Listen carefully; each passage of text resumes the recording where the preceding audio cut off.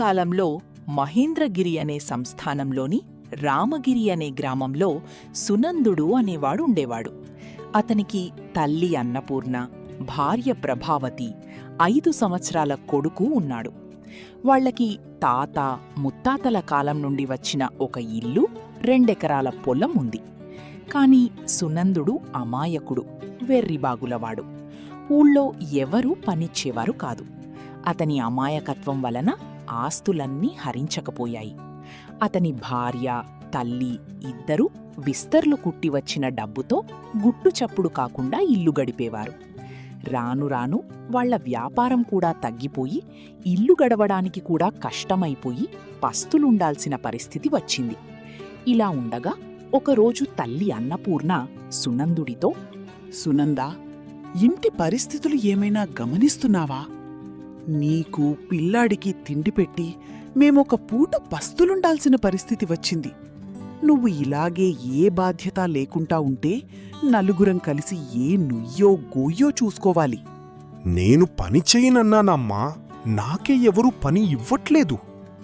ఏవండి, వానాకాలం వస్తుంది కదా, వడ్డీ వ్యాపారి సుబ్బయ్యని డబ్బులడిగి వ్యవసాయం చెయ్యండి. వచ్చిందాంట్లో కల్లో గంజో తాగుదాం. కోడలు చెప్పినట్లు చెయ్యరా, మేం కూడా సాయపడతాం. సరేనమ్మా, ఇప్పుడే వెళ్ళి అడుగుతాను. సునందుడు సుబ్బయ్య దగ్గరికి వెళ్ళి, ఏంటి సునందా, ఇలా దయచేశావు? అయ్యా సుబ్బయ్య గారు, కొంత డబ్బు అప్పుగా ఇవ్వండి. వ్యవసాయం చేసి ఒక 6 నెలల్లో మీ అసలు వడ్డీ తీరుస్తాను. సరే, ఇస్తాను. ఏం తాకట్టు పెడతావు మరి? ఇంతకీ ఏ పంట వేస్తావు? సునందుడు పంట పేరు చెప్తాడు. సరే, నేను పెట్టిన షరతులకి ఒప్పుకుంటేనే ఇస్తాను మరి. సరేనయ్యా. సునందుడు పంట వేస్తాడు. పంట ఏపుగా కాస్తుంది. కోయడానికి వెళ్తున్న సమయంలో ఆ ఊరిలో ఉన్న ఒకతను వచ్చి, అమ్మగారు, మీ పంటంతా సుబ్బయ్య తీసుకెళ్తున్నాడమ్మా. తీసుకెళ్ళనివ్వమ్మా, షరతు ప్రకారమే తీసుకెళ్తున్నాడు. ఏం సరతురా అది? వేసిన పంటలో పై పంట నీకు, కింది పంట నాకు అన్నాడు. నేను సరే అన్నాను. వేరుశెనగ పంటకి పంటంతా కిందే ఉంటుంది కదండి. పంటంతా అతను తీసుకెళ్ళిపోతే మనం ఏం తిని బతకాలండి? ఇంతలో సుబ్బయ్య అక్కడికి వస్తాడు. చూడమ్మా అన్నపూర్ణమ్మ గారు, షరతు ప్రకారం నా పంట తీసుకెళ్తున్నాను. ఇచ్చిన డబ్బుకి అసలు వడ్డీ కింద పొలం తీసుకుంటున్నాను. ఎంత పని చేశావురా పాపిష్టి వెధవా! 2 రోజులు గడుస్తాయి. కుటుంబమంతా పస్తులు ఉంటుంది. శివాలయంలో అన్నదానం చేస్తున్నారు అని విని ముగ్గురూ కలిసి గుడికి వెళ్తారు. వాళ్లు వెళ్లగానే సునందుడు ఇంటికొస్తాడు. వచ్చి రాగానే వర్షం మొదలవుతుంది. కుండ పోతగా వర్షం కురుస్తుంది. తాతగారికి ఇల్లు కావడంతో గోడలు నాని ఒక పక్క గోడ కూలుతుంది. ఏదో అలికిడి అయినట్టు అనిపించి సునందుడు పూజగదికి వెళ్తాడు. అక్కడ ఇటుకలు చెల్లాచెదురుగా పడి ఉంటాయి. మెరుపు మెరిసినప్పుడు తన కళ్లలోకి ఏదో మెరిసినట్టుగా అనిపించి తీసి చూస్తాడు. అది ఒక చిన్న ఇనుప పెట్టిలాగా ఉంటుంది. పెట్టెని తెరిచి చూడగాని అందులో ఒక బంగారు కంకణం దగదగా మెరుస్తూ ఉంటుంది. ఆ కంకణం తీసుకుని చేతికి వేసుకుంటాడు. ముగ్గురూ ఇంటికి వచ్చాక తల్లి సునందుడితో, సునందా, ఎక్కడికెళ్ళావురా ఇప్పటిదాకా? అలా ఊళ్ళోకి వెళ్ళానే అమ్మా. ఏమైందిప్పుడు? మేము అన్నం తినక 2 రోజులైంది. పిల్లాడు జ్వరంతో బాధపడుతున్నాడు. మేము పస్తులుండి నీకు అన్నం పెడుతున్నాము. అసలు ఇంట్లో ఏం జరుగుతుందో పట్టించుకుంటున్నావా? ఇంత జరిగినా నీకు కనీసం చీమ కుట్టినట్లయినా లేదురా. ఇంట్లో వాళ్ళు ఎలా పోతే ఎంటత్తమ్మా ఆయనకి? తనొక్కడు బావుంటే చాలు, పక్కవాళ్లు ఏమైపోయినా అవసరం లేదు. మా ముగ్గురికి ఇంత విషమిచ్చి చంపెయ్యవయ్యా. ఏంటే ప్రభావతి, ఏమంటున్నావు?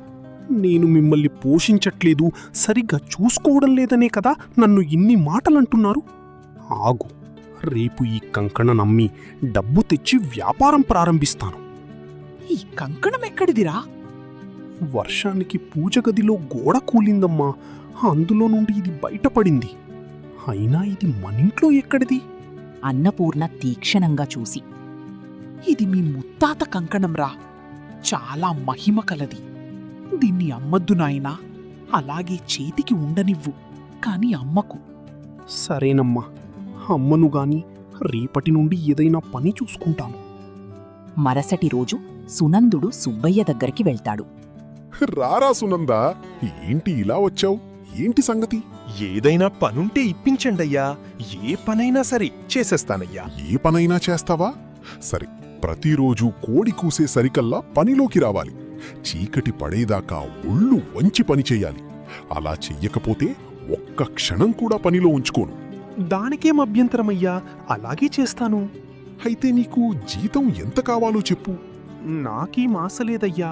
1 నెల పని చేసిన తర్వాత మిమ్మల్ని ఒక గుద్దుతాను, దొరసానిని ఒక గిచ్చుతాను, అంతేనయ్యా. మరి ఇంత వెర్రిబాగులవాడివి అనుకోలేదురా, నువ్వు నీ అమాయకత్వం. సరే, రేపట్నుండి పనిలోకి రా. ఒకరోజు ఇద్దరూ కలిసి బస్తీకి వెళ్తుండగా ఒక పోట్ల ఎద్దును తీసుకొస్తున్న రైతు ఎదురవుతాడు. రైతు ఎంత లాగుతున్నా ఆగట్లేదు. అప్పుడు సునందుడు రైతుతో, ఎక్కడికి వెళ్తున్నారు ఎద్దుని తీసుకుని? ఇది వట్టి పొగరుబోతు ఎద్దు. ఎక్కడైనా అమ్ముదామని తీసుకుపోతున్నా. ఎవరూ కొనకపోతే కసాయి వాడికి అప్పగిద్దామనుకుంటున్నా. మనిషికో మాట, గొడ్డుకో దెబ్బ అన్నారు. అంటూ కంకణం చూసుకొని తన పిడికిలితో ఒక్క గుద్దుతాడు. వెంటనే ఎద్దు కుప్పకూలిపోతుంది. పీడ విరగడైంది, కాని ఎటుకాని చోట చచ్చింది. కనీసం దీని చర్మమైనా దక్కితే బావుండేది. అదెంత పని, చేసేద్దాం అంటూ సునందుడు ఎద్దు చర్మాన్ని తన 2 వేళ్ల మధ్య గట్టిగా పట్టి లాగాడు. చర్మం అరటిపండు తొక్కలా వచ్చేస్తుంది. సునందుడి గుద్దు ఎలాంటిదో, గిచ్చు ఎలాంటిదో సుబ్బయ్యకి అర్థమైంది. సుబ్బయ్యకి ముచ్చెమటలు పడతాయి. సుబ్బయ్య తడుముకుంటూ, బస్తీకి ఇంకెప్పుడైనా వెళ్ళొచ్చులేరా, ఇంటికి పోదాం పదా. ఇంటికి వచ్చిన తర్వాత సుబ్బయ్య తన భార్యతో, ఏమ్మా, సునందుడు మామూలోడు కాదే. వీణ్ణి పనిలో పెట్టుకునేటప్పుడు జీతం ఎంత కావాలో చెప్పమంటే నిన్నొక గుద్దుతానని, నిన్నొక గిచ్చుతానని అన్నాడు. వాడి సంగతి నాకేం తెలుసు, జీతం లేదు కదా అని పెట్టుకున్నాను. ఇవాళ ఏం జరిగిందో తెలుసా? సునందుడు ఒక్క గుద్దుతో పోట్ల ఎద్దును చంపి ఒక్క గిచ్చుతో దాని చర్మాన్ని సునాసాయంగా ఒలిచేశాడు. ఓయమ్మో, ఇలాంటివాణ్ణి ఒక్క క్షణం కూడా పనిలో ఉంచుకోవద్దు. ఎద్దునే అలా చేశాడంటే మనం వాడికసలు లెక్కే కాదు. వాణ్ణి ఇంటి నుండి పంపించేసేయండి. సరేనే, ఇప్పుడే వాడికి జీతం ఇచ్చి పంపించేస్తాను. ఆగండి, ఆ సునందుడి పొలం పత్రాలు మన దగ్గరే ఉన్నాయి కదా, అవి కూడా ఇచ్చేయండి. లేకపోతే వాటి కోసం మనిద్దరి ప్రాణాలు తీస్తాడు. వెళ్ళండి, తొందరగా వెళ్ళండి.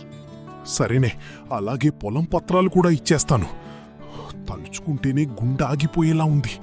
సుబ్బయ్య పొలం కాగితాలతో సహా వచ్చి, ఒరే సునందా, ఏంటయ్యగారు?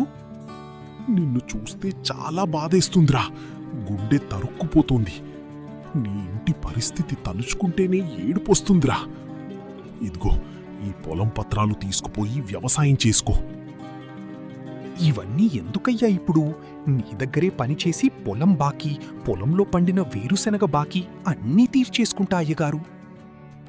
వద్దుద్రా, నీ వేరుశెనగ డబ్బులు కూడా ఇచ్చేస్తాను. ఏంటయ్యగారు, మీలో ఈ మార్పు నేను అస్సలు నమ్మలేకపోతున్నాను.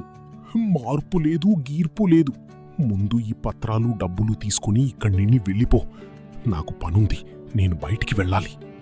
నాకు తెలుసయ్యా, మీలో ఈ మార్పు కాదు జ్ఞానోదయమవుతుందని పత్రాలు, డబ్బు ఇచ్చేశారు కదా.